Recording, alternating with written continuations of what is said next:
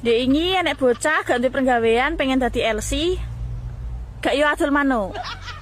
Lah terus duwene ya kuwi lho. Saiki nek wong gak duwe dhuwit golek utangan dibayar manuk.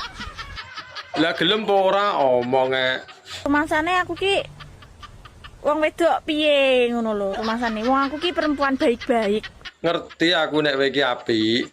pendiam, lemah lembut dan sopan santuy. Lah piye gelem apa ora? Duweku ya mur manuk. Kok ditawani manuk. Ae, asem tenan yo. Wis to, enak-enak ya. Mbah, Piye to? Ndang to. mbah. Gonku iki ukir-ukiran. Ndang to getun ning kene ra gelem. Aku ki dino Mas dedel duel keuanganku, mbayari tukang ulan iki. Nek kowe gelem yo